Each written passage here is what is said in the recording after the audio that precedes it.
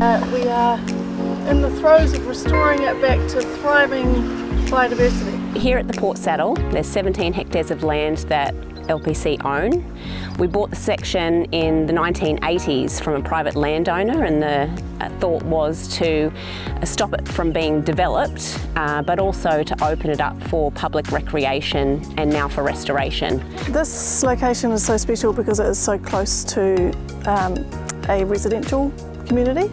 So it borders the Uramo Council Reserve and also the Buckley's Reserve, which is DOC. Today what we're doing is contributing to the wider biodiversity of the area. We're bringing back the plants, which then brings back the invertebrates and then the birds, and then all together that means a healthy ecosystem. It's pretty soft, so not as hard as it looks.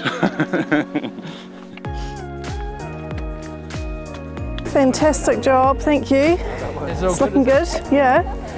Yeah, it's really important in a lot of ways. I think it provides an opportunity for staff at LPC and other corporate groups and volunteers to get out of the office to really give back to Lyttelton.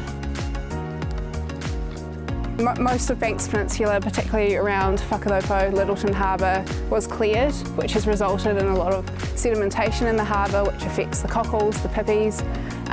So by replanting, recloaking the area, we prevent sedimentation and provide habitat for bird life that used to be here, so tuis, and we also eco-source the seeds, so every plant that was here is established from seeds that were also found in the Port Hills ecological district, so they have a better chance of survival and really restoring it to how it was.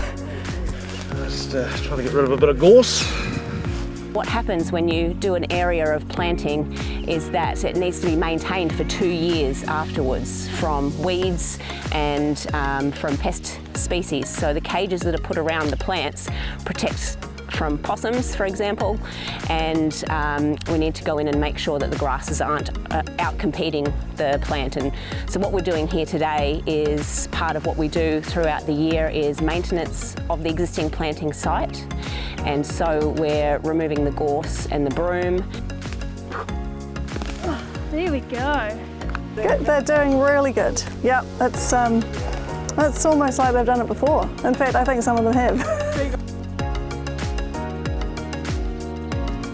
I think it's really important for the community because they see it as they walk their dogs or their kids or themselves, and it creates a real sense of ownership, and I think people can see the difference.